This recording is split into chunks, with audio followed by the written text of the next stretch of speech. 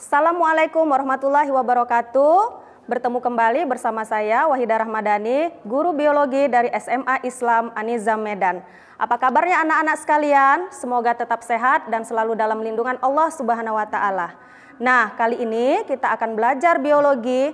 Tetap semangat ya, karena biologi ini pelajaran yang menarik dan menyenangkan. Assalamualaikum, selamat pagi.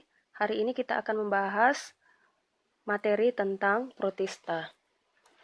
Beberapa ilmuwan percaya bahwa protista adalah nenek moyang tumbuhan dan hewan. Sebagian besar protista memiliki ciri yang mirip dengan hewan, tumbuhan, dan ada juga yang mirip dengan jamur.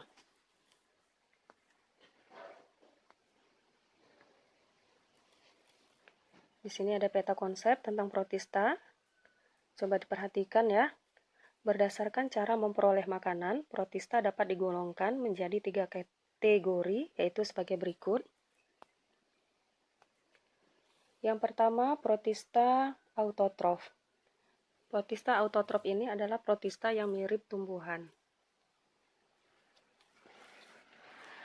Kenapa dikatakan mirip tumbuhan? Dikatakan mirip tumbuhan karena protista ini memiliki klorofil, sehingga mampu berfotosintesis atau mampu mengubah zat anorganik menjadi zat organik dengan bantuan energi matahari. Contoh protista yang mirip hewan adalah alga. Nah, alga ini nanti dibagi lagi.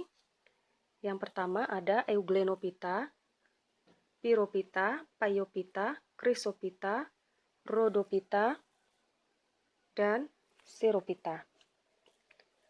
Selanjutnya, yang kedua adalah protista heterotrof, atau disebut juga dengan organisme yang mirip hewan.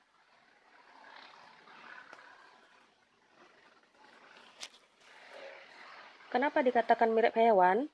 Karena protista ini dapat menelan makanan dengan cara memasukkan makanan melalui membran sel dengan cara fagositosis atau memasukkan makanan melalui mulut sel.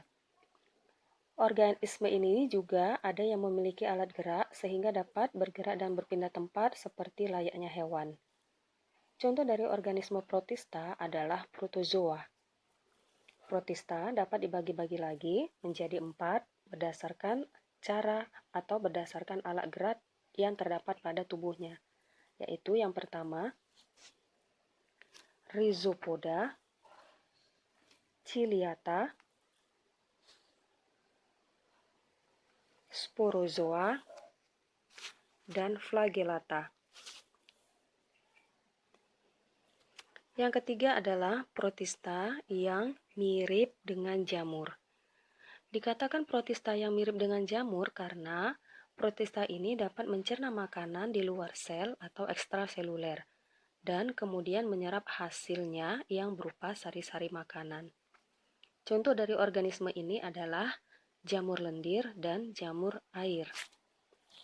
Selain kita membahas tentang 3 organisme atau 3 kategori protista yang mirip tumbuhan, hewan, dan jamur, kita nantinya juga akan membahas tentang manfaat atau peranan protista dalam kehidupan.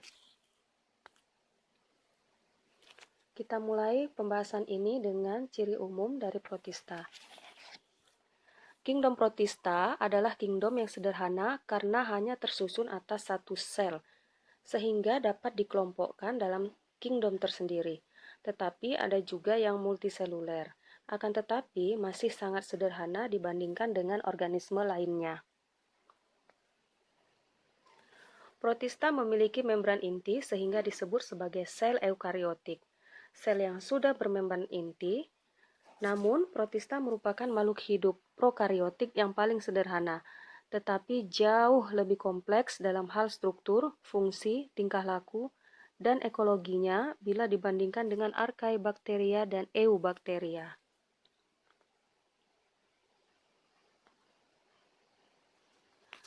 Ciri selanjutnya, kingdom protista dapat hidup bebas dengan cara menguntungkan satu sama lain, tetapi juga dapat bersifat parasit bagi organisme lainnya. Jika bersifat parasit, maka akan mengakibatkan banyak penyakit di sekitarnya, Ini contoh ada penyakit malaria. Penyakit malaria ini disebabkan karena gigitan nyamuk Anopheles. Namun penyebab utamanya bukan karena gigitan nyamuk Anopheles. Nyamuk Anopheles hanya sebagai vektor atau pembawa.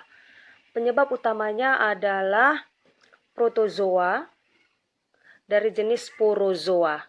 Kemudian ada yang di bawahnya, ini adalah penyakit tidur. Penyakit tidur Afrika ini disebabkan karena protozoa yang disebarkan oleh lalat yang disebut dengan lalat tsetse. Ciri umum protista berikutnya adalah habitat hidup di air atau tempat lembab. Bersifat heterotrop karena memperoleh makanan dengan mengabsorpsi atau menyerap molekul organik dan sebagian lagi bersifat fotoautotrop atau dapat berfotosintesis karena memiliki kloropas sebagai tempat untuk menangkap energi matahari.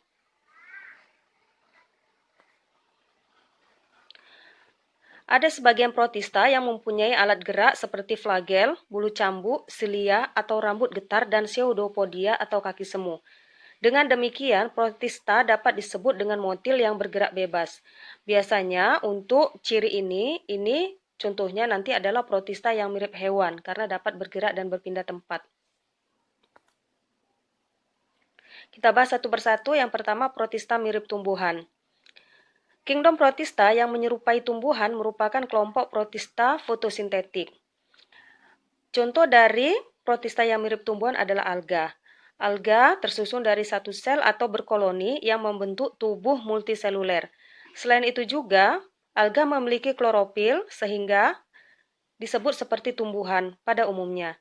Kelompok alga digolongkan menjadi 4 kelas berdasarkan pigmen dominan yang dimilikinya, yaitu chlorophyta, alga hijau, chrysophyta, alga emas, peyophyta, alga coklat, rhodophyta, alga merah.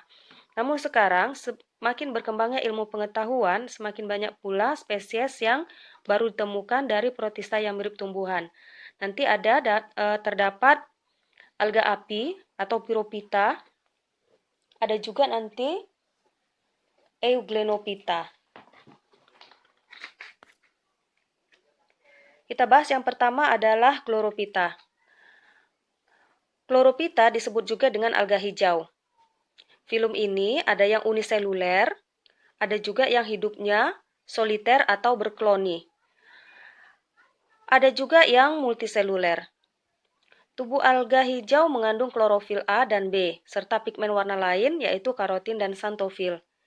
Alga hijau biasanya hidup melayang-layang di air tawar dan laut sebagai fitoplankton. Jenis alga hijau mempunyai dinding sel yang tersusun dari selulosa dan lignin. Bentuk tubuhnya seperti benang atau lembaran dan berkoloni. Yang kedua, Chrysophyta disebut juga dengan alga emas.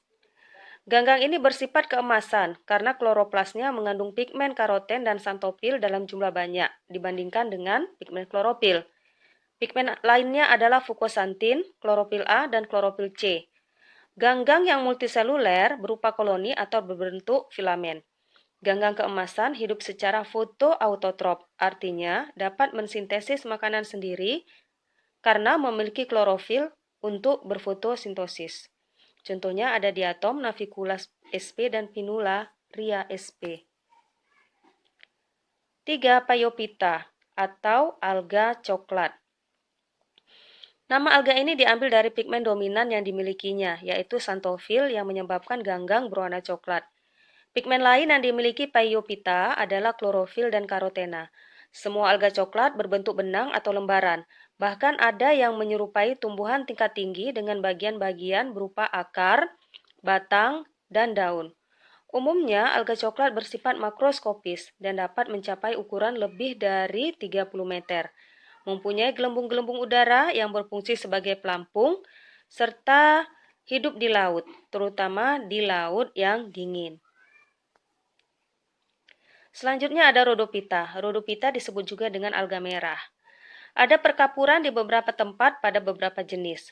Jenis dari divisi ini umumnya makroskopis, filamen, sipon, atau bentuk talus. Beberapa dari alga merah bentuknya seperti lumut. Alga merah umumnya hidup di laut dan beberapa jenis hidup di air tawar. Mengandung pigmen klorofil A, klorofil D, karoten, phycoerythrin, dan phycocyanin. Alga merah umumnya berwarna merah karena adanya protein phycobilin terutama phycoerythrin. Tetapi warnanya bervariasi mulai dari merah ke coklat atau kadang-kadang hijau karena jumlahnya pada setiap pigmen. Dinding sel terdiri dari selulosa dan gabungan pektin, seperti agar-agar, kraginan, dan furcelarin. Hasil makanan cadangannya adalah karbohidrat yang berwarna kemerah-merahan. Tubuh alga merah bersel banyak menyerupai benang atau lembaran, reproduksinya secara vegetatif dengan spora. Selanjutnya ada Pyrophyta atau disebut juga dengan alga api. Pyrophyta dikatakan sebagai alga api karena dapat memancarkan cahaya sehingga berwarna merah menyala. Pyrophyta memiliki pigmen klorofil A dan klorofil C. Kelompok alga ini tersusun atas satu sel dan bergerak dengan menggunakan dua flagel yang berbentuk cambuk. Pyrophyta dapat hidup pada air tawar maupun laut. Contohnya ada Pyrophyta dari jenis Gymnodinium, Peridinium, Keratinum, dan Goniaulax. Selanjutnya Euglenophyta. Euglenophyta merupakan kelompok alga yang terakhir. Euglenophyta dikatakan mirip tumbuhan karena memiliki klorofil A, klorofil B, dan karoten, sehingga dapat berfotosintesis. Nah, Euglenophyta juga dikatakan mirip hewan karena Euglenophyta memiliki alat gerak berupa flagel yang keluar dari selnya. Kelompok ini dapat hidup di daerah perairan. Contoh dari Euglenophyta antara lain adalah Euglena viridis. Demikianlah materi pembelajaran kita hari ini. Semoga bermanfaat. Kita jumpa lagi di pelajaran berikutnya. Assalamualaikum warahmatullahi wabarakatuh. Demikianlah pembelajaran kita hari ini. Sampai bertemu kembali di video pembelajaran berikutnya. Jangan lupa untuk like, comment, and share. SMA Islam An-Nizam, unggul, cerdas, Islami. Assalamualaikum warahmatullahi wabarakatuh.